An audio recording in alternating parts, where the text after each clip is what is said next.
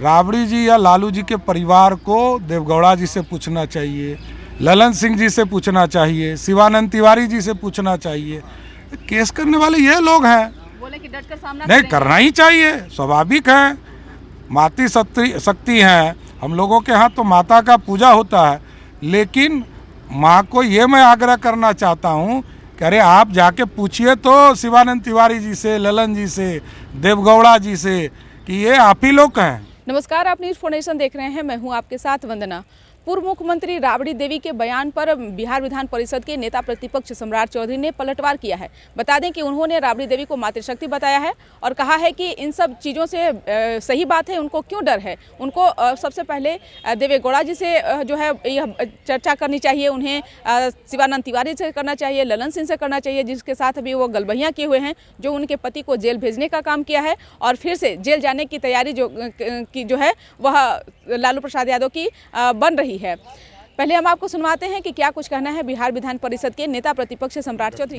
सैनिक के शहीद के प्रति सम्मान होना चाहिए और सम्मान के साथ सरकार ने जो घोषणा किया उसको यथाशीघ्र पूरा करना चाहिए। ऐसी सरकार को एक दिन भी रहना नहीं चाहिए जो सैनिकों का अपमान करे। दुर्भाग्यपूर्ण है। हम तो कह ही रहे हैं कि ऐसी सरकार को एक घंटा भी रहने की जरूरत नहीं है। जो सरकार सैनिकों को पीटती हो, सैनिकों का अपमान करती हो, सैनिकों को गाली देती हो, ऐसी सरकार को एक घंटा भी नहीं रहना चाहिए। अरे ये तो आप जाके देवगौड़ा जी से पूछिए।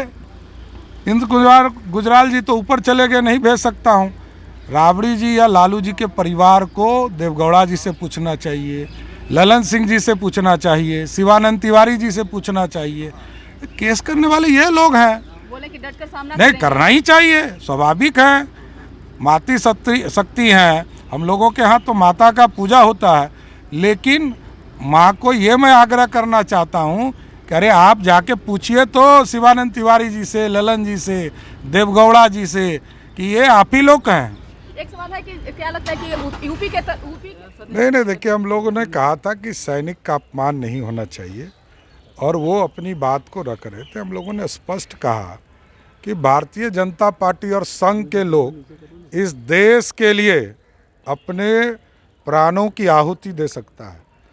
संघ के लोगों के लिए जेपी ने क्या कहा था, जयप्रकाश ने, कि कांग्रेस मुक्त भारत बनाने के लिए संघ का साथ लिया। संघ को कहा कि राष्ट्रवादी है, देश को बढ़ाने वाला। इसलिए हम लोगों ने तेजस्वी यादव को स्पष्ट तौर पर कहा कि भारतीय जनता पार्टी और संघ इस देश के निर्माण में सब दिन खड़ा है और अपने प्राणों की आहुति दे सकता है। बजट को लेकर के क्या उम्मीद कर पूरी तरह बकवास है ये लोग को ये पूछना चाहिए कि आपने कहा था कैबिनेट की पहली बैठक में 10 लाख लोगों को पक्की नौकरी दूंगा। आज ये लोग बदल गए, सत्ता में आते के साथ बदल गए।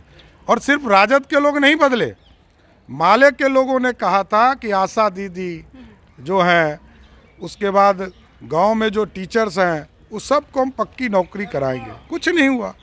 देखिए ये सत्य का कंसेप्ट ये पूरी तरह फ्लॉप कंसेप्ट है। पूरे बिहार में आप समझिए, नीतीश कुमार जी की सरकार ने कहा कि हमने अति पिछड़े समाज और दलित समाज के लोगों को पूरे बिहार में गाड़ी खरीदने के लिए व्यवस्था दिया। आप समझिए कि 10,000 लोगों को दिया, वो भी जब हमारी सरकार थी। आज क्या दिया ये तो बताओ। ये लोगों के पास बजट ही नहीं है, रेवेन्यू ही नहीं है, और जब तक रेवेन्यू उत्पन्न नहीं होगा तब तक बिहार कैसे बढ़ेगा।